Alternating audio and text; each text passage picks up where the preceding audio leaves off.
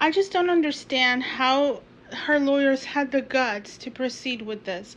Like, looking at everything, looking at all the evidence, like everything that the client provided, that they would write this in their amended lawsuit. I don't get it. Look at what they said.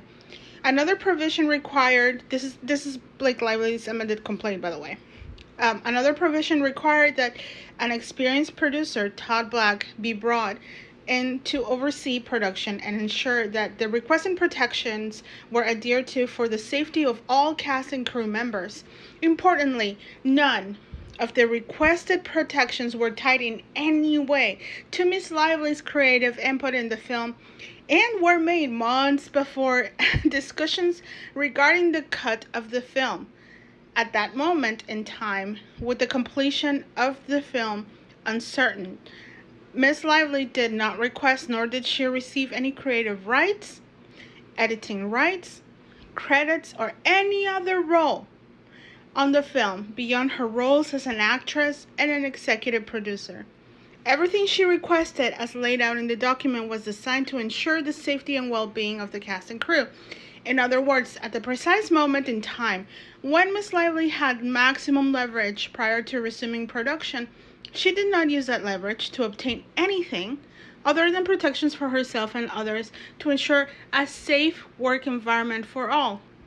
The notion that she did all of this to as some sort of Byzantine plot to take control of the movie at some future point, which she did not do in any event, is absurd.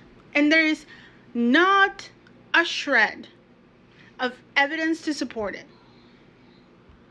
Not a shred indeed. Not a shred indeed. I am completely imagining this. I am imagining, it's my imagination, allegedly, for entertainment purposes only, that Blake Lively sent a PGA letter talking about all the work that she did, like during pre-production, that were not the role of an actress or an executive producer, which is a vanity title. Not at all. She did not need to lead the location shift from Boston to New Jersey. That's not her role. She did not need to identify and onboard freelance teams for the cast members. She did not need to review and reshape the creative of the production design for all key locations, for all characters.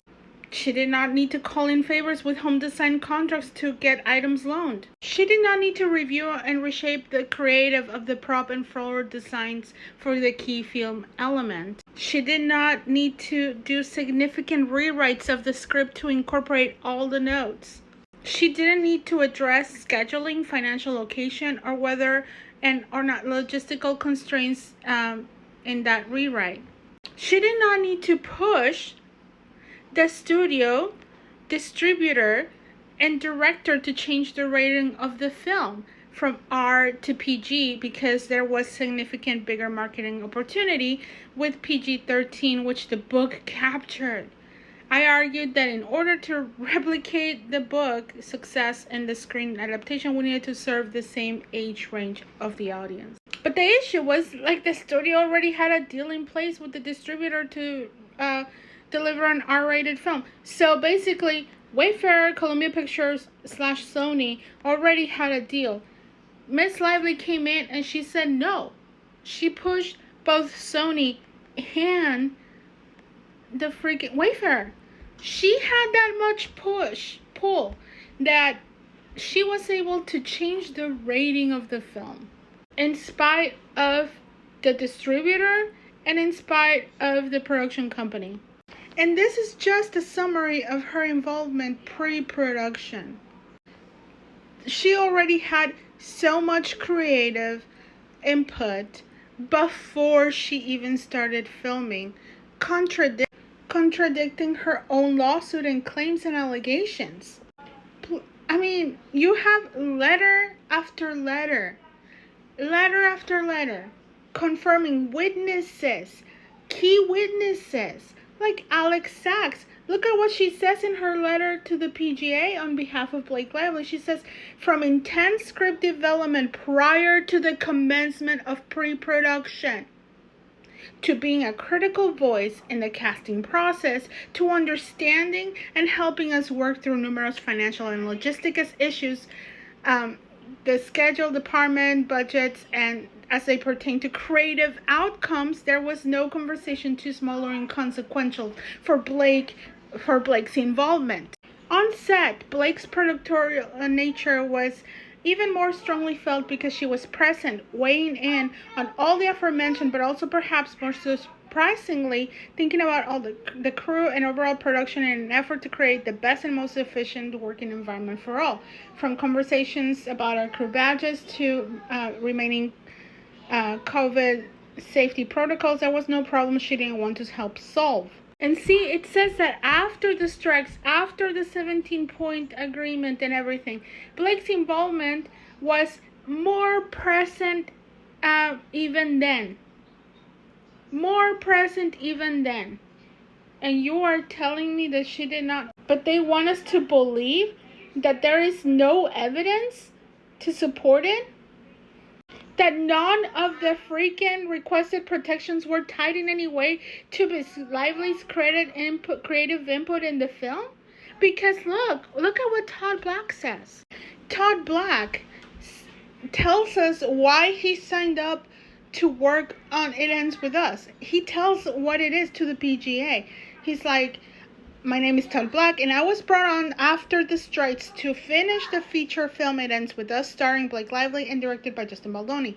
Wayfair Entertainment was a production company, along with Columbia Pictures, acting as a studio.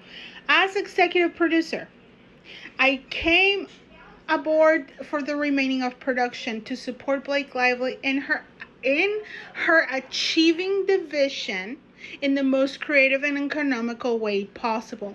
Why was Todd Black hired as an executive producer?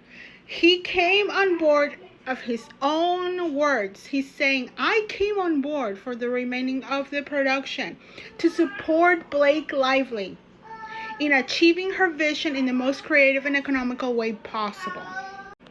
It was he tried to serve her and Justin's vision while addressing any of Wayfair and Sony's needs. We ultimately wrapped the picture and went into post-production. During the process, I helped Blake achieve her creative desires for how the film should look in conjunction with participating in Justin's directorial vision and cut. Blake's vision, both with the picture cut and the songs and the score, were implemented in the final vision of the film. So Blake's vision was realized, not Justin's. She has been instrumental in not only the actual editorial picture changes, but also the mix, score, color timing, marketing, publicity, and advertising thus far. She has a true creative vision of this film and its huge potential to a worldwide audience. See, Sony didn't want it to be just like a niche little indie movie. That's the same thing that happened with freaking Barbara Broccoli. She wanted it more to be a film noir, and they were like, no, this is gonna be the next, female born trilogy, like a franchise, and it crashed and burned. And this one crashed and burned too, in my opinion. Not commercially, because of, I feel like Colleen Hoover's readership that went and like freaking all of the followers of the book went and got to see the movie. But why was Blake Lively's phone not ringing to go get more movies made? It wasn't because of any defamation or anything. Hollywood knows. To pretend otherwise is ridiculous.